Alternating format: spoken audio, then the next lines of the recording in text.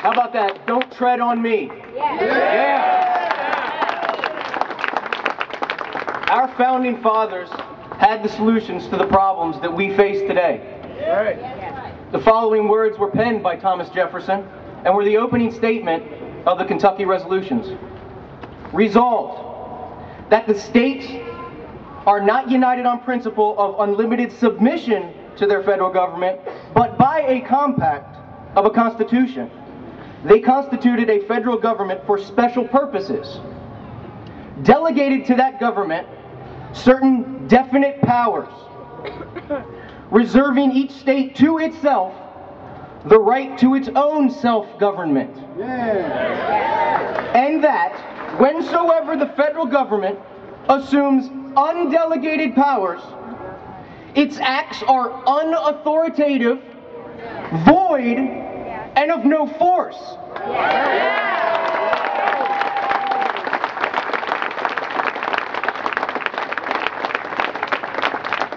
The resolutions oppose the federal Alien and Sedition Acts. Its importance is that these acts extended the powers of the federal government outside the bounds of the Constitution.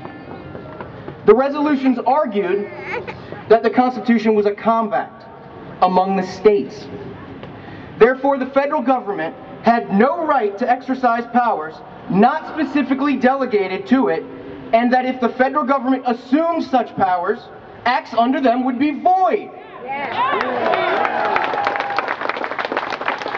Therefore, the states could then decide the constitutionality of laws passed by Congress. Just as Jefferson did, I too believe that the most effective way to check the usurpation of power by our federal government is through our state legislators.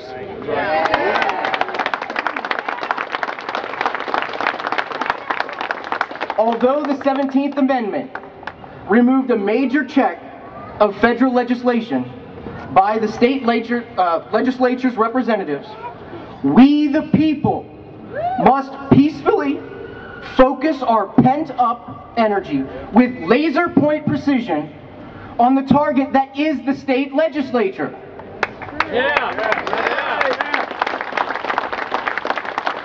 We must identify and elect people of unwavering principle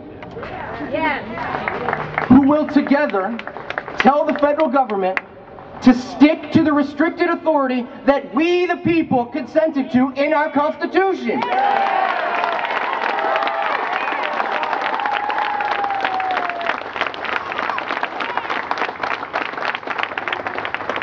Prior to showing up on election day to pull the lever, I implore you to spend time searching out and helping raising up individuals, these necessary individuals, at the state delegate and senator level. We must put individuals in office who are not building a career out of politics.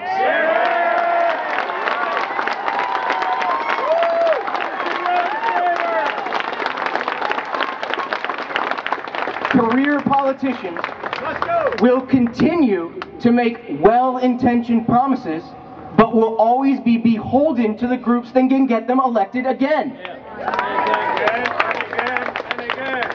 We need citizen statesmen. People from the community who understand what it means to own a business, run a doctor's office, or a grocery store. When these individuals have served a term or two, we must elect another just like them in their place.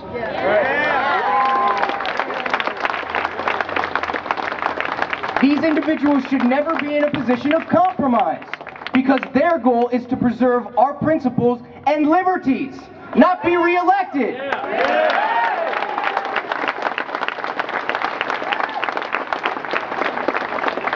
And when you're at the ballot box, again, I implore you, do not vote for a party and do not vote against a party.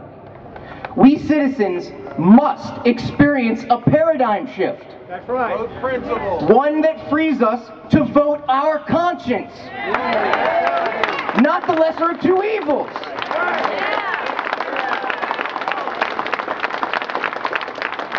when we vote for someone who won't be as bad as the other guy, we're only postponing the inevitable and perpetuating the status quo.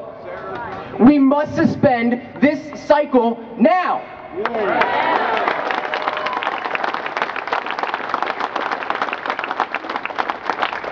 Everyone, look around you. Look at the people standing next to you. The principled people that I speak of are here today among us, among our numbers. We need to encourage them, stand with and support them during their campaigns. Once we help them become elected, we must trust them to be the principled people that they vow to be. But then we must hold them accountable and help them stay on the path less traveled. I guarantee you these principled people would have it no other way. I guarantee you. If we do not impede the federal government's rapid pace and ultimately reverse its usurpation of power, in which it has no authority granted to it in our Constitution, we will be subjected to a tyranny that none of us have ever seen in our lifetimes.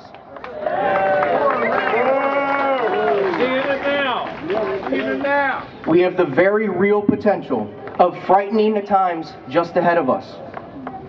But we must not allow fear to freeze us in place. But we must be steadfast in our resolve and act now. We must continue to get off our couches, turn off American Idol, join a principled group, read our founding history, and continue meeting at public events led by citizens just like this. With that, let me be perfectly clear, crystal. For we do not need or want a revolution. We need a restoration.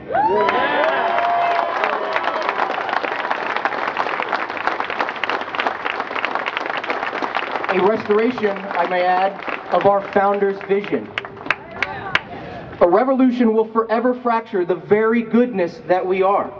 But a return to how our government was created is imperative to our very survival.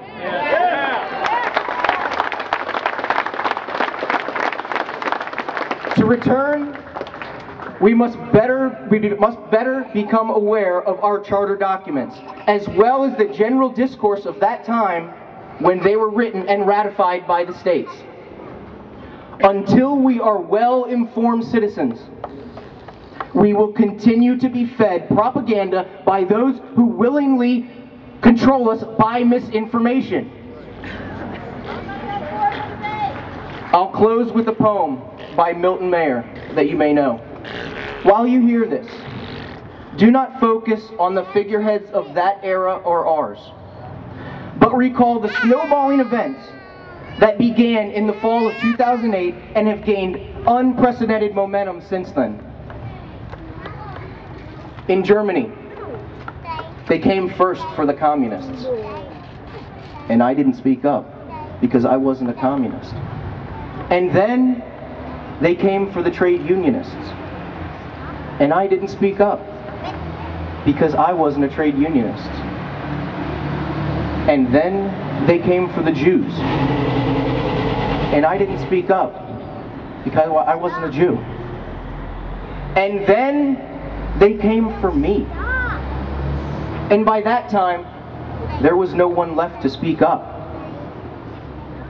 And let me add that if we keep down this slippery slope that Patrick Henry and other founders warned us of about so many years ago, there will be no liberty, there will be death. And I know not what course others may take, but as for me and my posterity, there will be liberty!